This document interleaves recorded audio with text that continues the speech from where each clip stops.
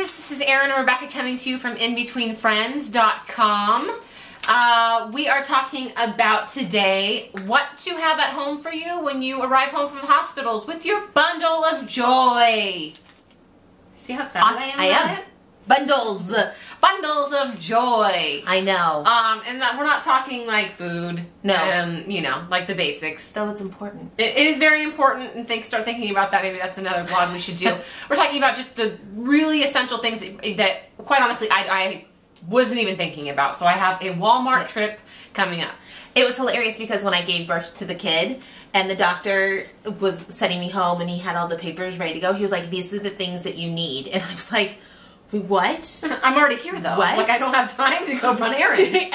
I literally called my mother-in-law and gave her this huge list, and $70 later, Yeah. I did not understand that medically I was going to need things to help me along when I got home. Had no idea. Yeah. Very naive. But you knew enough to have naive. 2 crib sheets and, you Oh know. yeah, I had a nursing basket. Yeah, by exactly. Exactly. So let's talk about just basic needs that you may need when you are coming home from the hospital for you. Disclaimer, ladies, a lot of these things are uncomfortable. As she was telling me these things, I was like, ew. Here we go. And I'm not going to go into detail why you need that. Come on. I'll let your doctor do that for you. But okay, so we've got a couple of things that are addressing your down south area. So we've got number one, either hemorrhoid cream and or you're going to need hemorrhoid pads, like those Tux pads. Most of what I'm going to tell you need, Walmart or any of your grocery stores will have generic brands. So this is really not going to cost you that much. Don't go for the name brands. The ingredients are still the same. Whether you go generic, and really everything is like disposable, so you're not going to need to keep anything. The other thing I would say is when I got home, I couldn't sit. So I had to buy a donut to sit on. Now, I know. Now, I will tell you that some of you registered for that great Baby Boppy, that Nursey Boppy. I'm short here, so it didn't fit with me and the baby breastfeeding. Yeah. So I put under. Yeah. I didn't need the donut. I sat on the Baby Boppy. Thank you. Some things that you may need are iron pills. You may be iron deficient, especially because you're going to continue bleeding for probably 6 to 8 weeks. So, as women, we're all iron deficient anyways. It's probably a safe assumption that you need absolutely, absolutely. Have Advil on a gigantic Costco bottle worth. Your doctor, as part of your discharge orders, will tell you how many milligrams you're allowed to take. Every 4 to 6 hours, and I would tell you my main thing is be on top of your pain. It is better to be on top of it than to get behind and then to really feel that come on. You're going to feel pain. Sorry. Yeah. But stay on top of it. I will also say prenatal vitamins, keep those on hand because those are great multivitamins, especially as you're breastfeeding to go through.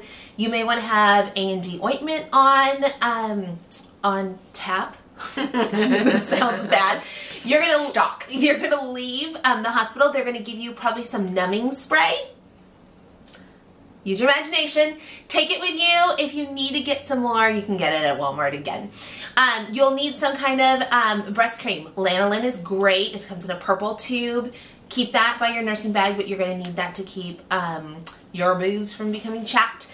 You'll need stool softener, which the hospital will probably give you a bunch of samples with, and some really gigantic maxi pads. Like 1985 style. Like not the little thin guys. No, and I did not realize that I'm going to get the ones that have the belt. Oh my gosh. My grandmother's like, right on. But you are just, nobody told me I was going to bleed.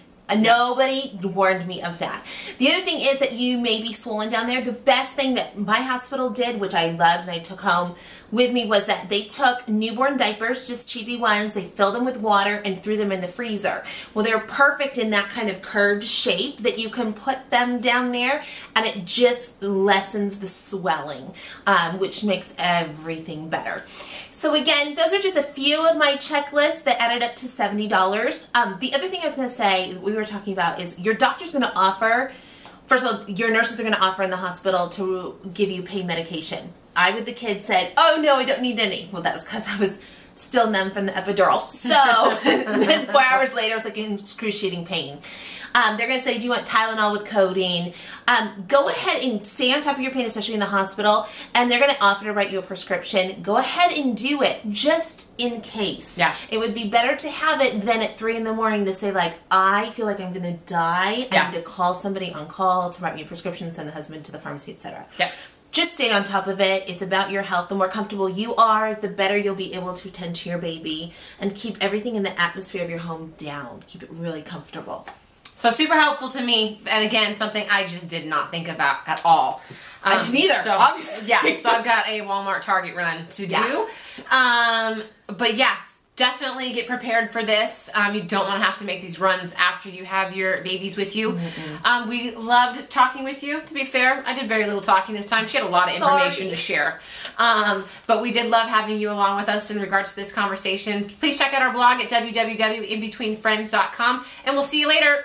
Take care. Bye.